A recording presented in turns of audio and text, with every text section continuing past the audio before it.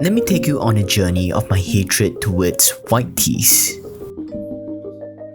It's a love-hate relationship, but the hate side is quite dominant. I'm sure many of you can relate to this struggle. White teas are just too difficult to maintain. No matter how hard I try, they always end up getting stained. And the worst part, the sweat ring around the collar. It's just impossible to prevent when you live in a tropical country like me. And that's why I stick to black. It's a safe color. Black tees, black shirt, black jacket. And despite my hate towards white tees, I still have some in my closet. Obviously, they are stained. And I can't wear them out. I don't want anyone to think that I'm sloppy and I'm that idiot that can't drink his coffee properly.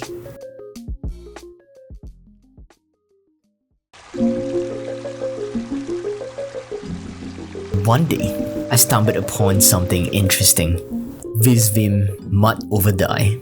It's a traditional craft from Amami Oshima in Japan, using mud and plants to create a sharp, glorious dark brown color. It's a complex process involving a chemical reaction between iron in the mud and tannic acid from the plant's pigment. And when I encounter Visvim experimental treatment to their garments, that's when I start to have this idea. Why not fight fire with fire? If my white tea is already stained, why not stain it even more deliberately and turn it into a brown stained tea? Finally, a solution. But looking at where I lived, finding a mud pool is totally impossible.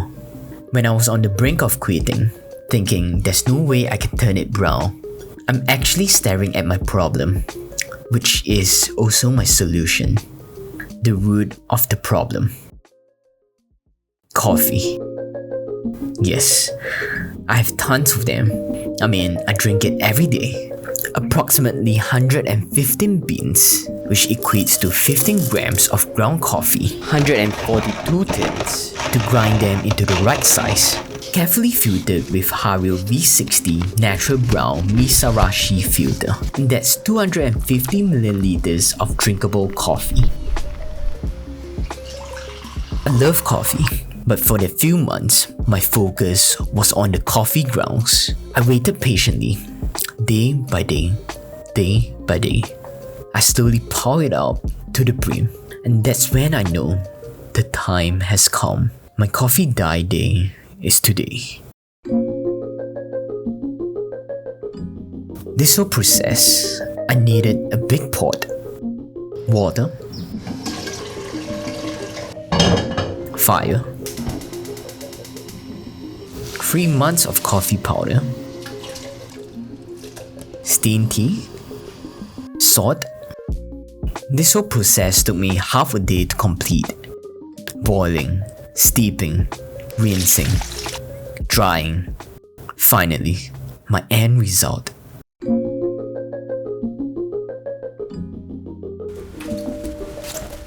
So this is the result of my coffee dye tea. To be honest, it wasn't what I expected. I was expecting something more darker brown, like something like the mud dye, but apparently that's not what you can achieve from the coffee. And not to mention, I just couldn't use unused coffee for the dye. I just think it would be a huge waste. So I've been using all the used ground coffee for that. I'm pretty sure if you use a fresh coffee, the color will be darker, but that's not what I will do. Even though you can't get a consistent dye throughout, maybe it's my technique, you'll still get some spots, some areas that are darker than the rest. I'll probably use Wabi Sabi for the excuse again. It doesn't have to be perfect. But all in all, I love the earthy tone of this white tea now. Now it's a slight brown, I'll say.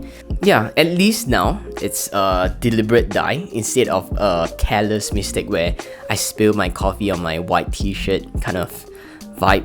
Yeah, I love it. But will I do it again? Probably not, because the amount of effort, the whole process, it's way too long and tedious, I'll say. Few months of gathering the coffee grounds. You need to boil it, you need to I soaked the t-shirt beforehand. I boiled it for 7 hours. You have to wait for it to dry. So a lot of effort is behind this dye. So I would definitely not dye it again, but if it's the first time or you want to try it also, I'll say go for it. I mean, it's a fun experiment, especially for people like me. I love this kind of experimental process, dyeing of t-shirt and stuff, and make it your own, I'll say. Another thing, it's not a tutorial. Definitely there's way too little information on my end, how much the coffee, how much water you need for this, because I think that there's a lot of professional better videos out there that can show you the steps. But I hope this acts as a inspirational video.